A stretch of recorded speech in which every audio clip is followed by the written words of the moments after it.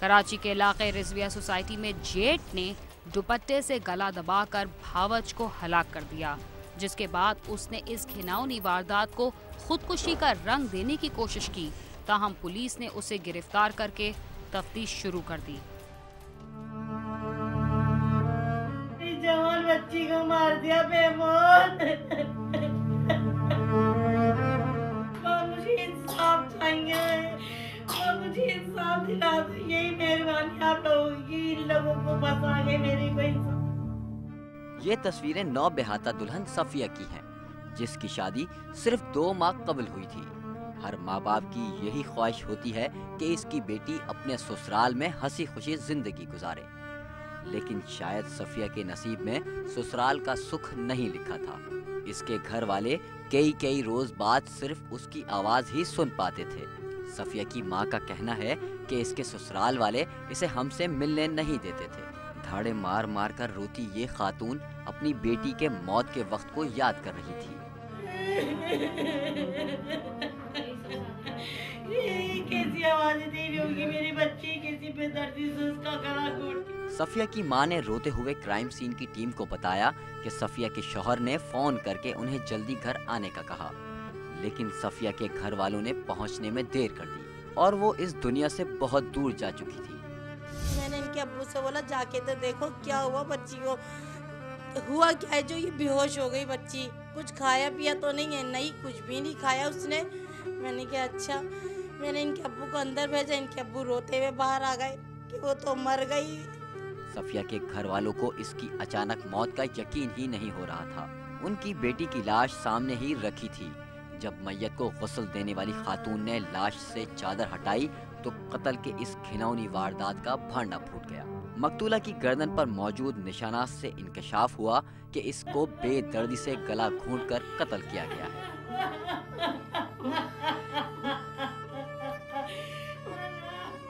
शायद अल्लाह की यही मर्जी थी कि इसको अटैक हुआ और ये ख़त्म।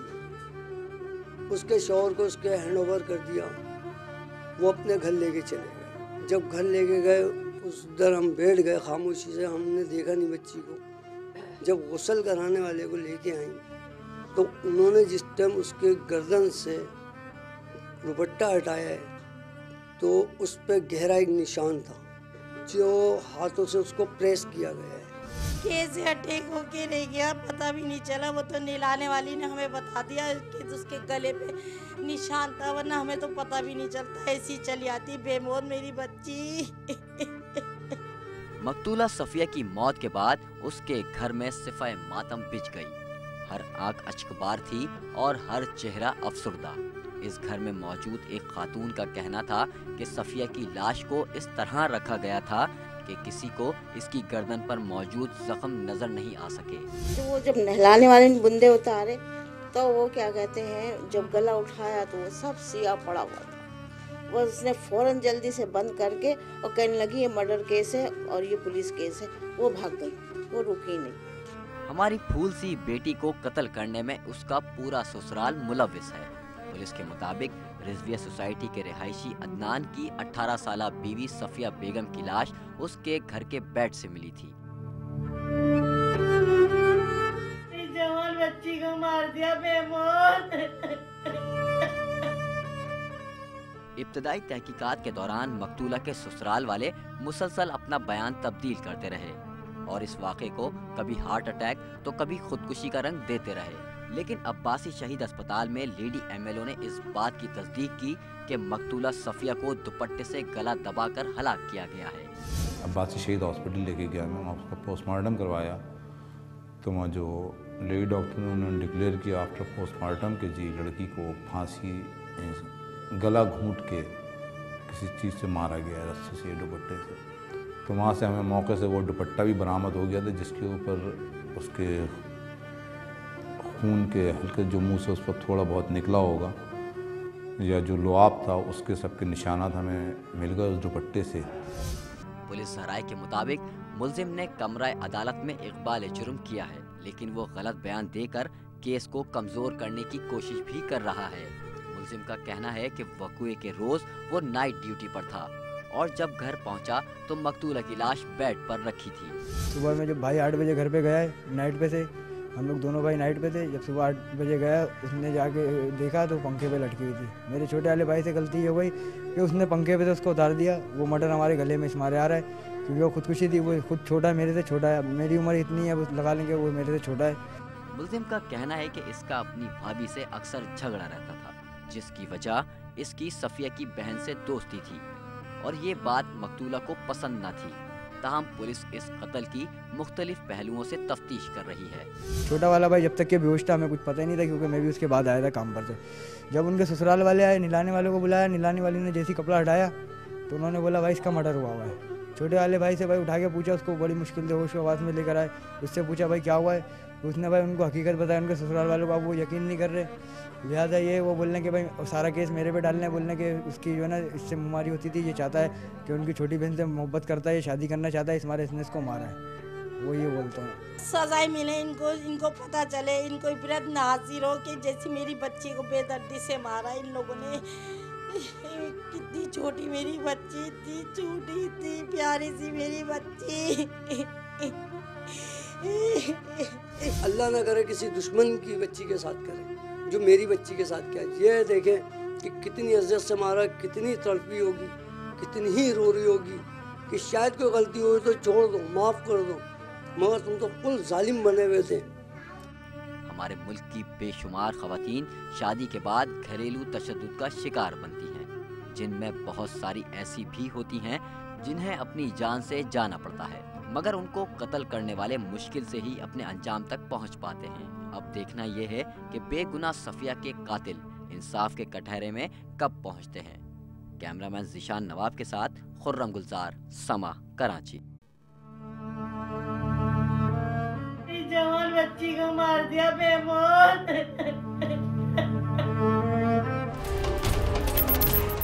रावलपिंडी में बच्चों को तालीम की रोशनी बांटने वाली लड़की को अगवा के बाद डंडों के वार करके कत्ल कर दिया गया।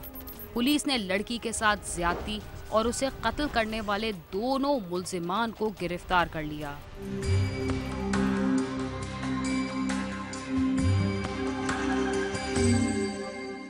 घर से बच्चों को पढ़ाने के लिए जाने वाली 21 साला नाजमा को क्या खबर थी कि बूढ़ा बाप इसकी गुमशुदगी पर रात भर मारा मारा फिरता रहेगा। वालिदैन के लिए बेटियां खुदा की रहमत होती हैं, लेकिन कुछ चंगेल अफराद इस रहमत की तौहीन करते हुए जरा भी खौफ महसूस नहीं करते। थाना सिविल लाइंस के इलाके गुलिस्तान कॉलोनी में रिहाइश पजीर अब्दुल रशीद के साथ भी कुछ ऐसा ही वाकया पेश आया, जिसने पुलिस को बताया कि इसकी बेटी लापता हो गई है। इसी असना में पुलिस को इत्तला मिली कि इलाके में वाक़े प्लाट में बोरी बंद लाश पड़ी है। पुलिस मौके पर पहुंची तो ये लाश अब्दुल रशीद की बेटी की थी, जिसे देखकर अब्दुल रशीद पर आसमान टूट पड़ा। घर वापस फिर घर आया हूँ, घर से होके फिर वापस गया हूँ। तकरीबन 3 चक्कर मैंने यहाँ ये इस जगह पर लगाए हैं गुलिस्तान कॉलोनी में, कोई पता नहीं चला है मुझे। प्लाट है तो वहाँ पहुँच गया हूँ। वहाँ पहुँचा हूँ तो मेरी बेटी की लाश जो है ना बोरे में बंद थी और इधर तक टांगे जो हैं वो नज़र आ रही थी। उधर से मैंने, क्योंकि घर के कपड़े जो पहने हुए होते हैं बच्ची को तो वो पहचानता है बंदा, मैं आगे ये मेरी बच्ची है।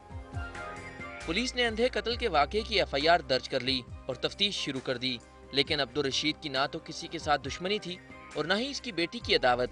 ताहम पुलिस ने मकतूला का मोबाइल फ़ोन डाटा हासिल किया तो इसके मोबाइल पर आखिरी कॉल हसास इदारे के अफसर के घरेलू मुलाजिम की तरफ से थी, जिसकी निशानदेही पर एक और मुलाजिम को भी गिरफ्तार कर लिया गया। हमने लड़की के वालिद से पूछा कि उसका मोबाइल टेलीफोन भी है, उसने नंबर बताया, हमने उसको डाटा लिया।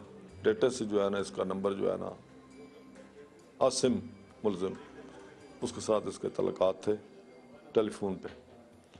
तो हमने इसको पकड़ कर शामिल तफ्तीश किया। उसने इतराफ़ जुर्म कर लिया कि उसके साथ एक और आदमी भी है यूनस, वो भी बैटमैन का काम करता है।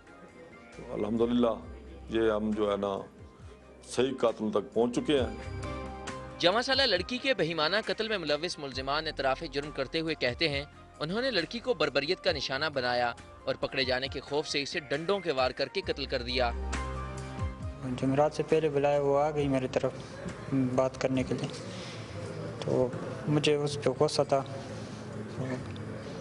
फिर इस बंदे ने देख लिया ऊपर छत से, जब मेरे पास आ गई तो फिर हमने ज़्यादा का निशाना बनाया किचन में। मैंने सोचा कि घर ना बता दे, मेरा इधर ड्यूटी पे है, तो वो से में आकर तो मेरे से एक कदम उठ गए। जब उसको सर पे डंडे मारे तो फिर इसको मैंने रात को बुलाया 12 बजे, क्या आप मेरे सिर्फ मदद करें, मेरे से बाहर फेंक दें। तो फिर इन्हें मेरा ये मदद किया, मेरे से बाहर फेंक दिया, तो अपने घर चले गए, मैं अपने घर आ गया।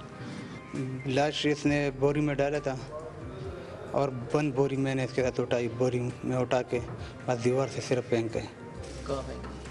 पीछे प्लाट में, खाली प्लाट था इसके घर के पीछे। पुलिस हुकाम का कहना है कि मुलजिमान के खिलाफ तमाम शवाहिद इकट्ठे कर लिए गए हैं, जबकि आला कत्ल भी बरामद कर लिया गया है। मरकजी मुलजिम आसिम इससे कबल भी एक कमसिन बच्चे को जिला करक में पानी में डुबोकर कत्ल कर चुका है, लेकिन अदम सबूत पर बरी हो गया था।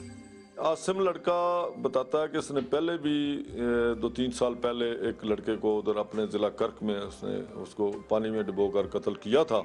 उसके वो बहन के साथ मेरा ऐसे लड़ाई वगैरह था, उसके भाइयों के साथ, तो उस पर मैं इस तरह गुस्सा हुआ था, तो फिर वो हमने हाथ दिए, तो नहाने टाइम पे मैंने उसको पानी में डुबो दिया। समाजी माहिरीन का कहना है कि मासूम लड़कियों पर जुल्म सितम ढाने वाले मुलजिमान किसी मुआफ़ी के मुस्तहिक नहीं हो सकते। ऐसे अफराद को सख्त से सख्त सजा के जरिए ही निशाने इबरत बनाया जा सकता है। कैमरामैन अजब गुल के साथ आमिर सईद अब्बासी, समा, रावलपिंडी।